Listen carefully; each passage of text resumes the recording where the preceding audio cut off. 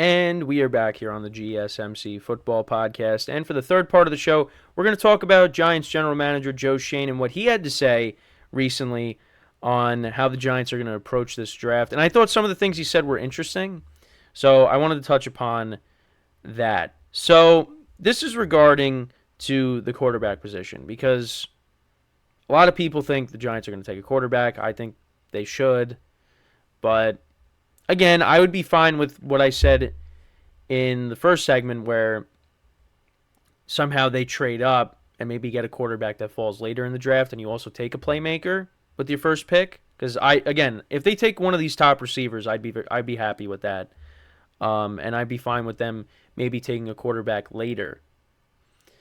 But this is what he had to say.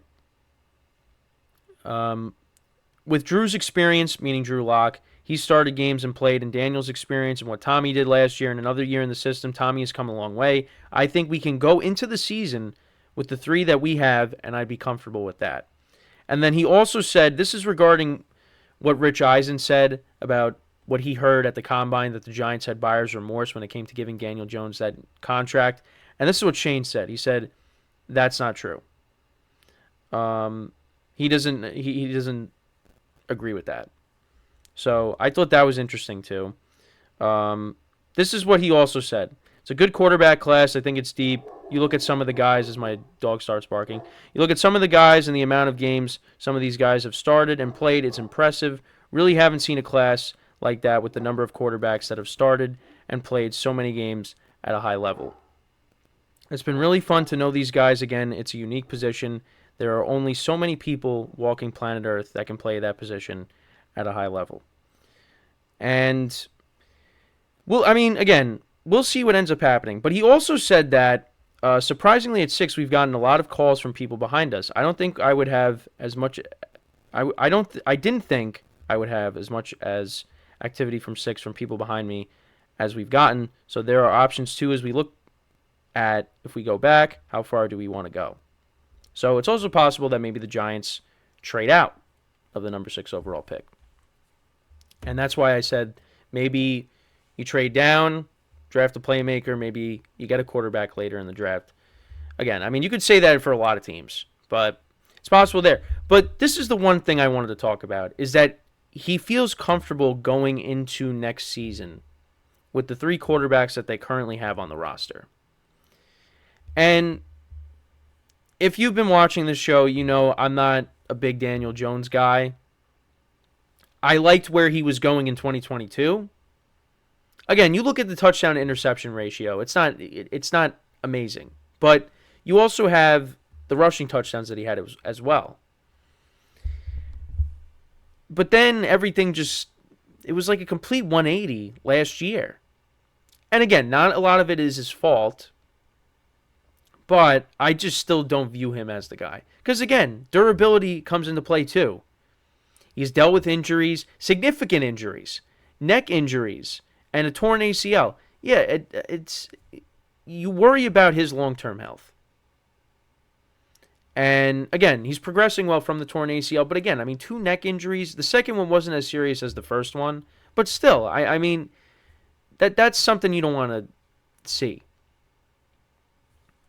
And pretty much every year that he's, and even, if you look at his whole career, other than 2022, pretty much every other year he's been hurt.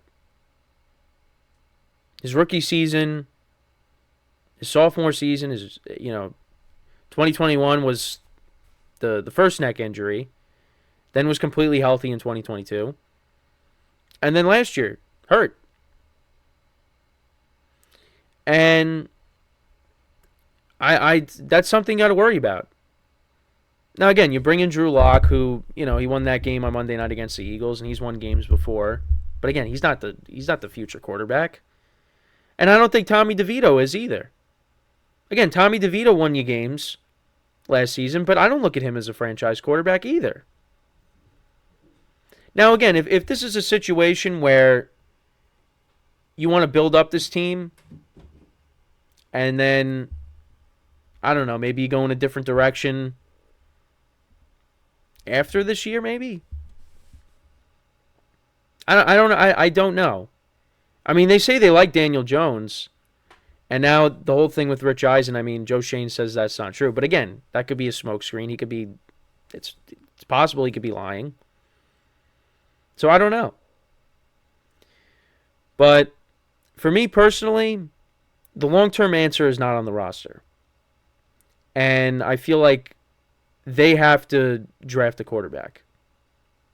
But again, you could also look at it and say, well, it's also got to be the right guy. Like, you can't just draft a quarterback just to draft a quarterback. No, you can't do that.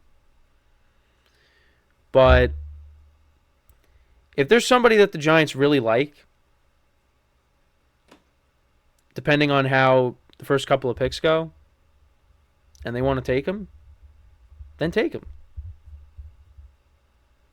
But again, for me, I'd be fine if they took a wide receiver because I just feel like that's something that they need. They need a number one wide receiver. And you could possibly get that if you end up with one of the top 2 or 3 wide receivers in this draft. That they could, whether it's Marvin Harrison Jr., whether it's Neighbors, whether it's Odunze, if you take one of those 3 guys, they could end up being your number one wide receiver. And again, I know I've kind of bashed their wide receiver core, but if you slide over, Darius Slayton to maybe being a number 2, and you got Jalen Hyatt, who they drafted last year, and you're expecting big things out of him in year 2, and you got Wan'Dale Robinson as well. And again, the receiving core is okay. I mean, it's just. But again, if you add a number one wide receiver there, that just because now these guys aren't, the 2 instead of them being 1s and 2s, now they're the 2s and 3s, which is probably what you look at them as. And the Giants have not had a number one wide receiver for so long. I mean, the last time they really had one was Odell Beckham Jr. That was the last time they really had a number one wide receiver, was OBJ.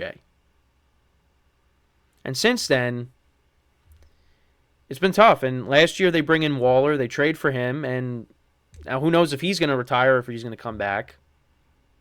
At this point, I mean, I don't think it really matters. I mean, whatever he decides to do, whatever's best for him, he should do it. I would welcome him back, but at the same time, if he retires, then so be it. And it's just unfortunate because if Waller stays healthy and if he was in a better offense, I mean, I think he would have made more of an impact. But it's just the Giants were not good last year. And then he ends up getting hurt on top of that. And I was raving about Darren Waller when we got him because I was like, this is going to be the best tight end that the Giants have had in years. But it comes with the fact that he's gotten hurt a lot. And he got hurt again. But I hope that, again, whatever he decides to do, I'm fine with. Because, again, you also have a young tight end in Daniel Bellinger who they like. And maybe he takes on a bigger role. I mean, he had a nice... I don't know the stats off the top of my head, but he was okay for them in 2022. So if he takes on that bigger role, maybe he becomes that number one tight end for them. But yeah, I mean the Giants just have so many holes, and I think what they end up doing with the number 6 pick, if they keep it, it's either going to be a quarterback or a receiver. And if they trade down, might not be the worst thing in the world. Because you have a lot of receivers in this draft, and again, maybe you can take a quarterback later. I'd be a little surprised if they end up not taking one. But again, I mean, if Joe Schoen is telling the truth and he really feels that he's fine with going into next season with these 3 guys, all right, then so be it. But I'm just hoping that if that's the case, Daniel Jones has got to be healthy. And again, they have addressed the offensive line in free agency, and I'm assuming they're going to take more for depth in this draft. I would imagine that they will take a lineman.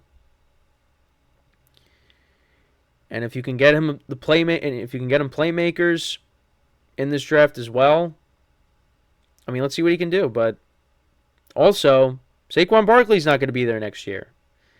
And Daniel Jones is a different quarterback when Barkley's not playing. You added Devin Singletary, who's a decent running back, but he's not Saquon Barkley. So, we'll see. And again, I hope Daniel Jones proves me wrong. But I would love for him to prove all these analysts wrong too. More so than me. But I don't see it right now. I don't see it. And I just don't think that any of the quarterbacks that are on the roster right now are the answer. I think they got to find somebody else. But we'll see. We shall see. It's possible they could stay at their first pick, or they could trade down. Because again, Joe Schoen said they're getting a lot of calls. So maybe there's an offer that they can't refuse. They get some assets back and they trade down. We'll see. We got 6 days till the draft. So looking forward to it. Again, gives us something else to talk about for a while, and then eventually we get to when the schedule comes out, which that'll be fun to discuss. But yeah, Giants got some decisions to make, and I think if they stay at that pick, I mean, I guess maybe they probably take a receiver, maybe. But let me know what you guys think. Should the Giants trade down, trade out of their pick, or should they stay there? What should they end up doing? Taking a receiver, a quarterback? What do you guys think? Or a lineman? Because again, the Giants have been trying to rebuild that offensive line since I was in elementary school. So let me know in the comments. So when we come back from our final break of the show, we'll stay in the NFC East. We'll talk about the Eagles, a couple things with them, Jalen Hurts and his comments on the new offense, as well as Cam Jurgens and how he feels about replacing Jason Kelce. So, with that being said, stick around, and we'll be right back here on the GSMC Football Podcast.